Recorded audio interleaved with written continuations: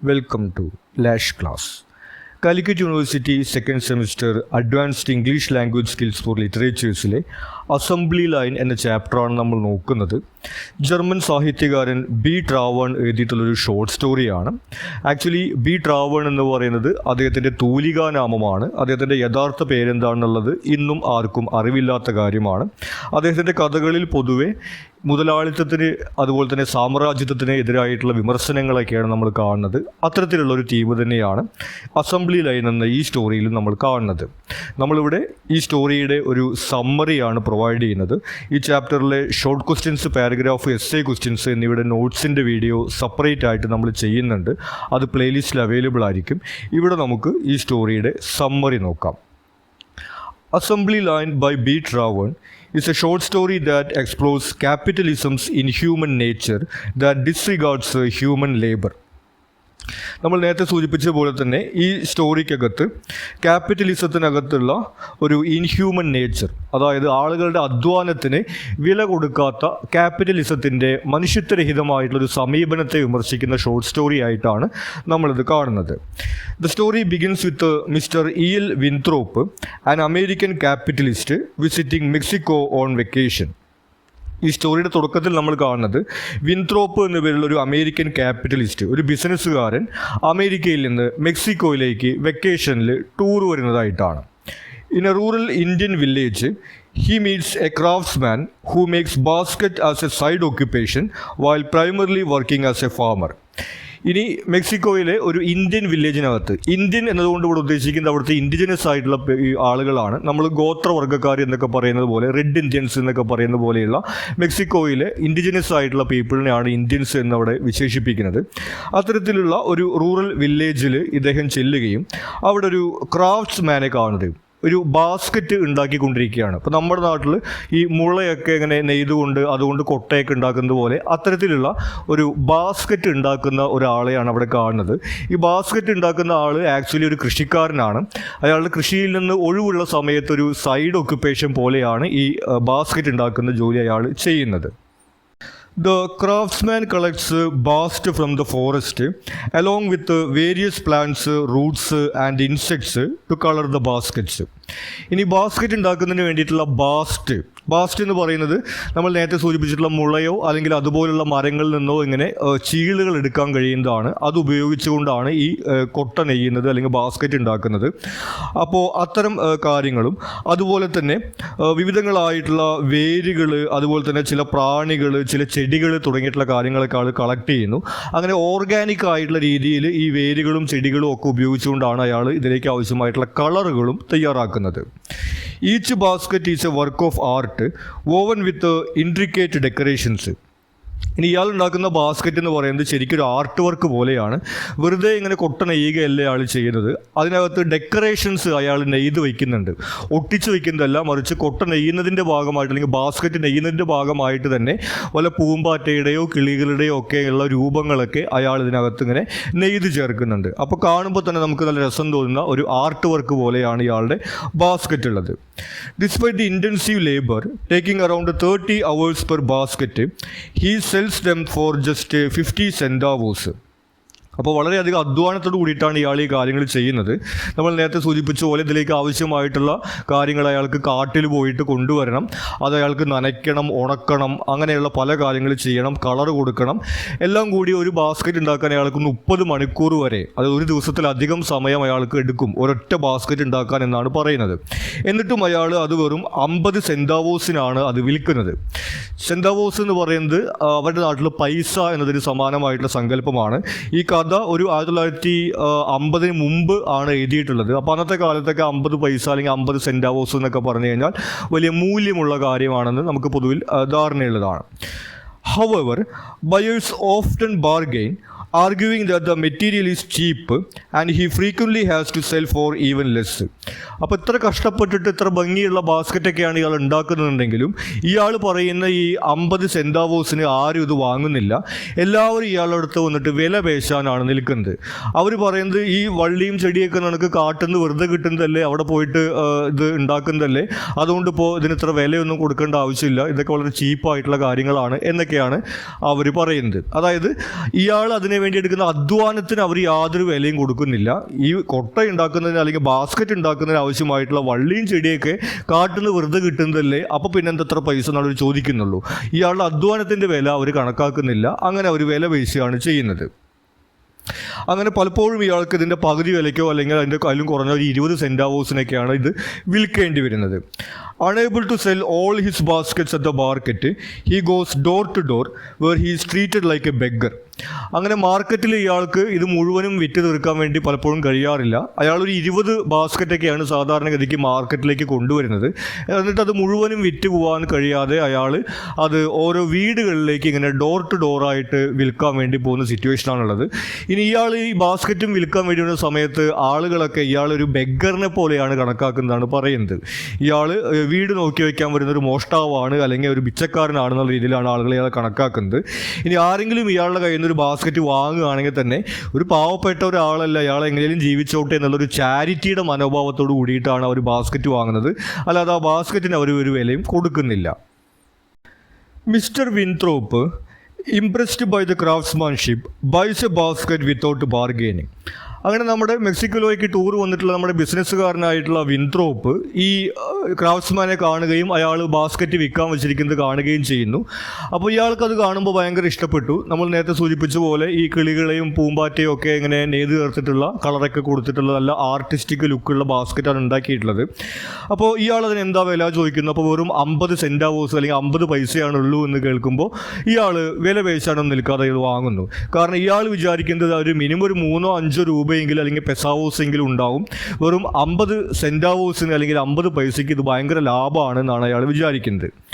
Realising how cheap they are, he begins considering the business potential. അപ്പോൾ ഇത്രയും വില കുറവിന് ഈ ബാസ്ക്കറ്റ് കിട്ടുന്നുണ്ടെങ്കിൽ അത് ഉപയോഗിച്ചുകൊണ്ട് ബിസിനസ് ചെയ്യുന്നതിനെ കുറിച്ചിട്ടൊക്കെയാണ് അയാൾ അടുത്തതായിട്ട് പ്ലാൻ ചെയ്യുന്നത്. He inquires about ordering 100 baskets and the craftsman offers a discounted price. അപ്പോൾ ഇയാൾ എന്നിട്ട് ആ ക്രാഫ്റ്റ്സ്മാനോട് ചോദിക്കുന്നു, ഞാനിപ്പോൾ ഒരു 10 എണ്ണം ഒന്നിച്ച് വാങ്ങുകയാണെങ്കിൽ എനിക്ക് എത്ര രൂപയ്ക്ക് തരുമെന്നാണ് അയാൾ ചോദിക്കുന്നത്. അപ്പോൾ അയാൾ ചെറിയൊരു ഡിസ്കൗണ്ട് കൊടുക്കുമെന്ന് പറയുന്നു. അപ്പോൾ അങ്ങനെയാണെങ്കിൽ ഒരു 100 എണ്ണം വാങ്ങുകയാണെങ്കിൽ എനിക്ക് എത്ര രൂപയ്ക്ക് തരും എന്നുള്ള രീതിയിൽ നമ്മുടെ ഈ ബിസിനസ്സുകാരൻ ചോദിക്കുകയാണ്. ഇത് ഒന്നിച്ച് ബൾക്കായിട്ട് എടുത്തിട്ട് കൊണ്ടുപോയിട്ട് വിൽക്കുന്നതിനെ കുറിച്ചിട്ടുള്ള പ്ലാനൊക്കെയാണ് അവിടെ ഇടുന്നതെന്നുള്ള കാര്യം നമുക്കവിടെ മനസ്സിലാവുന്നുണ്ട്. Winthrop buys all 16 baskets available and returned to America a few days later.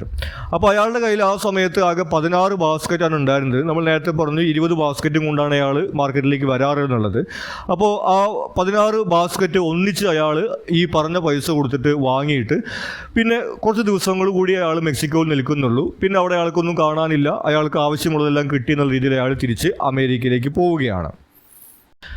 Back in America, he presents the basket to a well-known candy manufacturer, pitching it as an ideal gift box for chocolates. ഇനി അമേരിക്കയിൽ തിരിച്ചെത്തിയിട്ടുള്ള നമ്മുടെ വിൻത്രോപ്പ് ഒരു candy manufacturer അടുത്തേക്കാണ് പോകുന്നത്. ഈ ചോക്ലേറ്റുകളും മിഠായികളൊക്കെ ഉണ്ടാക്കുന്ന ഒരു manufacturer അടുത്തേക്ക് പോയിട്ട് ഈ ബാസ്ക്കറ്റ് പരിചയപ്പെടുത്തി കൊടുക്കുന്നു. നല്ല എക്സ്പെൻസീവ് ആയിട്ടുള്ള ചോക്ലേറ്റുകളൊക്കെ ഒരു ഗിഫ്റ്റ് ബോക്സ് പോലെ ഈ ബാസ്ക്കറ്റിനകത്ത് ചോക്ലേറ്റൊക്കെ ഇട്ട് കൊടുത്താൽ നല്ല രസമുണ്ടാവും, ആ രീതിയിൽ നിങ്ങൾക്ക് ഈ ബാസ്ക്കറ്റ് ഉപയോഗിക്കാമെന്ന് പറഞ്ഞിട്ടാണ് ഇയാൾ ഈ ബാസ്ക്കറ്റ് അവിടെ പരിചയപ്പെടുത്തുന്നത്. Though the candy maker admires the craftsmanship, he argues that the baskets are ultimately just containers for chocolates and cannot be too expensive. അപ്പോൾ കാൻഡി മേക്കറെ സംബന്ധിച്ചിട്ട് ഈ ബാസ്ക്കറ്റ് കാണാൻ നല്ല രസമൊക്കെ ഉണ്ട്, നല്ല ആർട്ടിസ്റ്റ് ലുക്കൊക്കെ ഉണ്ട്. പക്ഷേ ആൾ പറയുന്നത് നമ്മളിപ്പോൾ ചോക്ലേറ്റ് ഇട്ട് കൊടുക്കാൻ വേണ്ടിയിട്ട് ഈ ബാസ്ക്കറ്റ് മേടിക്കുകയാണെങ്കിൽ അത് ചോക്ലേറ്റ് ഇടുന്ന പെട്ടി പോലെയാണ് നമ്മൾ കണക്കാക്കുന്നത്. അപ്പോൾ ചോക്ലേറ്റിനേക്കാളും കൂടുതൽ വില അത് ഇടാനുള്ള പെട്ടിക്ക് ആവാൻ പറ്റില്ല. അപ്പോൾ അങ്ങനത്തെ ഒരു പ്രൈസാണ് നമുക്ക് തരാൻ പറ്റുള്ളൂ എന്ന് അയാൾ പറയുന്നു. After bargaining, they settle on a price of $1.75 per basket, and they sign a contract for 10,000 baskets to be delivered within months. അങ്ങനെ അവരതിൻ്റെ വിലയെ സംബന്ധിച്ചിട്ടുള്ള ചെറിയ ഡിസ്കഷനൊക്കെ നടത്തുന്നു. അങ്ങനെ ഒരു $1.25 ഒരു ബാസ്ക്കറ്റിന് എന്നുള്ള രീതിയിൽ അവർ കച്ചവടം ഉറപ്പിക്കുകയാണ്. നമുക്കറിയാം ഡോളറിന് ഇന്ത്യൻ രൂപകളൊക്കെ ഒരുപാട് വിലയുള്ളതാണെന്നുള്ളത്. അപ്പോൾ നമ്മുടെ നാട്ടിലത്തെ രൂപ പോലെയല്ല. $1.25 എന്നൊക്കെ പറഞ്ഞു കഴിഞ്ഞാൽ നല്ലൊരു സംഖ്യയാണ്, ഒരു 100 രൂപയുടെ അടുത്തൊക്കെ വരും. അപ്പോൾ ഈ $1.25 ഒരു ബാസ്ക്കറ്റ് അവർ വില ഉറപ്പിക്കുന്നു. എന്നിട്ട് പറയുന്നു എനിക്കിപ്പോൾ കുറച്ച് 10, 20, 100 ബാസ്ക്കറ്റൊന്നും കിട്ടിയിട്ട് കാര്യമില്ല, കാരണം നമ്മൾ ചോക്ലേറ്റ് ഇങ്ങനെ ബിസിനസ് ചെയ്യുന്ന ആളുകളാണ്. അപ്പോൾ ഒരു 10,000 ബാസ്ക്കറ്റെങ്കിലും വേണം, അത് കുറച്ച് മാസങ്ങൾക്കുള്ളിൽ വേണം എന്നുള്ള രീതിയിൽ അവരൊരു കരാറ് ഏർപ്പെടുന്നു. Excited by the potential, Winthrop returns to Mexico to secure the large order. അങ്ങനെ ഇയാളുടെ അടുത്ത് നിന്ന് നിസ്സാര പൈസയ്ക്ക് ഈ ബാസ്ക്കറ്റ് വാങ്ങിയിട്ട് അമേരിക്കയിൽ പോയിട്ട് $1.25 വിൽക്കുകയാണെങ്കിൽ എത്ര പൈസയായിരിക്കും ലാഭം കിട്ടുക എന്നുള്ള സ്വപ്നമൊക്കെ കണ്ടുകൊണ്ട് ഇയാൾ തിരിച്ച് മെക്സിക്കോയിലേക്ക് വരികയാണ്. ഈ ക്രാഫ്റ്റ്സ്മാൻ്റെ അടുത്ത് വന്നിട്ട് ഈ വലിയ ഓർഡർ മേടിക്കുന്നതിന് വേണ്ടിയിട്ട്. When he asked the craftsman about producing 10,000 baskets, the craftsman, being illiterate, requests a day to calculate costs. അങ്ങനെ നമ്മുടെ ക്രാഫ്റ്റ്സ്മാൻ ആണെങ്കിൽ അവിടെ ഈ ബാസ്ക്കറ്റ് ഉണ്ടാക്കിക്കൊണ്ടിരിക്കുന്നത് തന്നെയാണ് ഇയാൾ തിരിച്ചു പോകുമ്പോൾ കാണുന്നത്. അവിടെ പോയിട്ട് ഒരു 10,000 ബാസ്ക്കറ്റൊക്കെ ഞാൻ വാങ്ങുകയാണെങ്കിൽ എത്ര പൈസയ്ക്ക് എനിക്ക് തരാൻ വേണ്ടി പറ്റും എന്നാണ് ചോദിക്കുന്നത്. നമുക്കറിയാം, നമ്മൾ സാധാരണഗതിക്ക് വലിയ ഓർഡർ എടുക്കുന്ന സമയത്ത് വില കുറവിന് കിട്ടുന്നുള്ളതാണ് നമ്മുടെ നാട്ടിലുള്ളൊരു രീതിയിൽ നമ്മൾ കാണുന്നത്. അപ്പോൾ അത്തരത്തിലാണ് ഇയാൾ ചോദിക്കുന്നത്, ഒരു 10,000 എണ്ണം ഞാൻ എടുക്കുകയാണെങ്കിൽ എത്ര പൈസയ്ക്ക് തരാൻ പറ്റും ചോദിക്കുന്നത്. അപ്പോൾ ക്രാഫ്റ്റ്സ്മാൻ ആണെങ്കിൽ ഇല്ലിറ്ററേറ്റ് ആണ്, അയാൾക്ക് അക്ഷരാഭ്യാസമില്ല, സ്കൂൾ വിദ്യാഭ്യാസമൊന്നുമില്ല.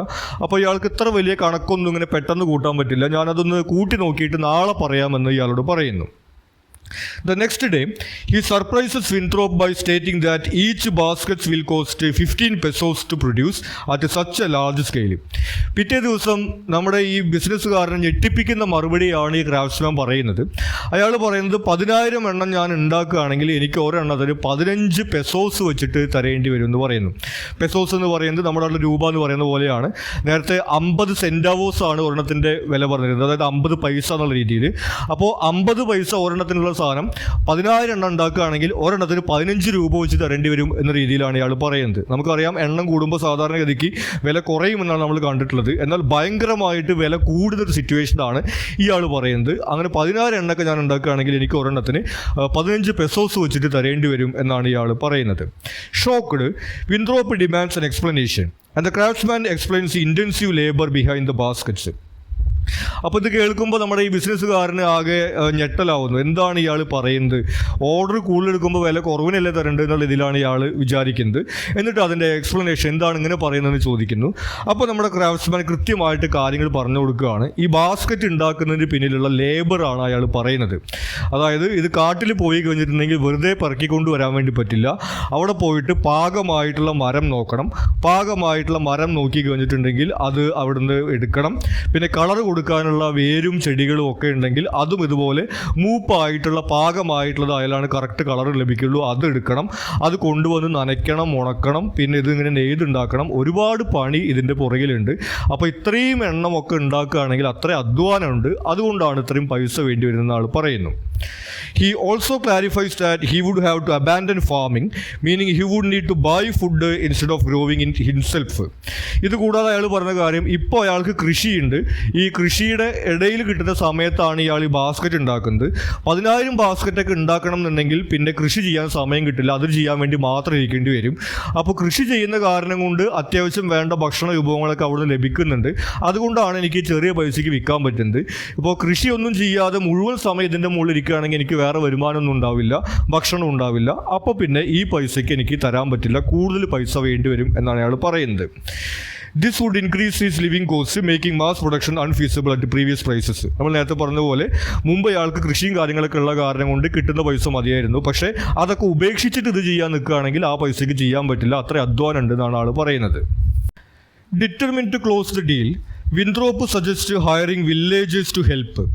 അപ്പോൾ ഈ ബിസിനസ്സുകാരനാണെങ്കിൽ ഈ പ്ലാൻ അത്ര പെട്ടെന്ന് വിട്ടുകളയാൻ തയ്യാറല്ല. കാരണം 10,000 ബാസ്ക്കറ്റ് ഇവിടുന്ന് കൊണ്ടുപോയിട്ട് അമേരിക്കയിൽ വിൽക്കുകയാണെങ്കിൽ അത്ര വലിയ ലാഭമാണ് ഇയാൾക്ക് ഉണ്ടാവാൻ പോകുന്നത്.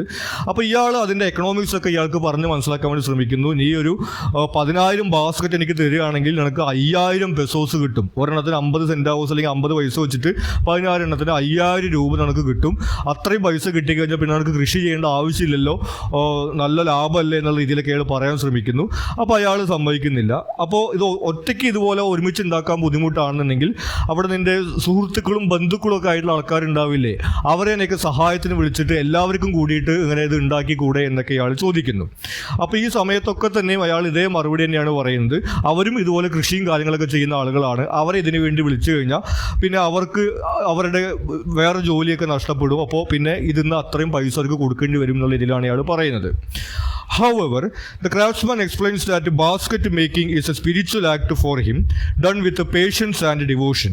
ഇതൊക്കെയും പറഞ്ഞിട്ട് നമ്മുടെ ബിസിനസ്സുകാരന് മനസ്സിലാവുന്നില്ല. കാരണം അയാൾ അപ്പോഴും ഇതിങ്ങനെ ഒരുപാട് ബാസ്ക്കറ്റ് ഉണ്ടാക്കി കുറേ പൈസ കിട്ടും എന്നുള്ള ചിന്തയിൽ മാത്രമാണ് നിൽക്കുന്നത്. ആ സമയത്ത് നമ്മുടെ ക്രാഫ്റ്റ്സ്മാൻ അവസാനമായിട്ട് ഈ കാര്യം പറഞ്ഞ് ബോധ്യപ്പെടുത്തുകയാണ്.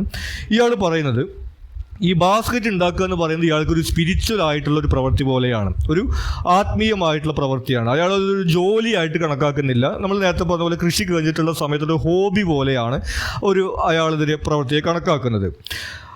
He enjoys making baskets at his own pace, which allows him to sell them cheaply. അപ്പോൾ ഇത്തരത്തിൽ ഇയാൾക്ക് ടെൻഷനൊന്നുമില്ലാതെ അയാളുടെ സമയം അനുസരിച്ചുകൊണ്ട് അയാളുടെ മനസ്സിലുള്ള ഐഡിയ അനുസരിച്ചുകൊണ്ട് സ്വസ്ഥമായിട്ട് ഇയാൾക്കിത് ചെയ്യാൻ വേണ്ടി സാധിക്കും. അപ്പോൾ അയാൾക്ക് ആ ജോലി എൻജോയ് ചെയ്യാനും വേണ്ടി പറ്റുന്നുണ്ട്. അതുകൊണ്ടാണ് അയാളത് നിസ്സാര പൈസയ്ക്ക് വിൽക്കാൻ അയാൾക്ക് കഴിയുന്നത് എന്ന് അയാൾ പറയുന്നു. Turning it into a mechanical labor would strip it of its meaning, and therefore he must charge for his actual labor. അപ്പോൾ ഇപ്പോൾ അയാളുടെ ഒരു ഹോബി പോലെ ഇത് ചെയ്യുന്നത് കൊണ്ടാണ് ഇയാൾക്ക് ഇത്രയും കുറഞ്ഞ പൈസയ്ക്ക് കൊടുക്കാൻ പറ്റുന്നത്. 10,000 എണ്ണം ഉണ്ടാക്കുക എന്നൊക്കെ പറഞ്ഞു കഴിഞ്ഞിട്ടുണ്ടെങ്കിൽ അത് ഹോബി പോലെ ആവില്ല, അത് ഇതുപോലെ ഭയങ്കര ഹാർഡ് വർക്ക് പോലത്തെ ഒരു ജോലി പോലെ തന്നെ ആയിട്ട് മാറും. അങ്ങനെ ചെയ്യുകയാണെന്നുണ്ടെങ്കിൽ ഞാൻ അധ്വാനിക്കുന്നതിൻ്റെ വാല്യൂ എനിക്ക് വേണം, ഈ ഹോബി പോലെ ചെയ്യുന്ന പൈസയ്ക്ക് ഈ അധ്വാനിച്ച് തരാൻ പറ്റില്ല എന്നാണ് ഇയാൾ പറയുന്നത്. The story ends with a final commentary.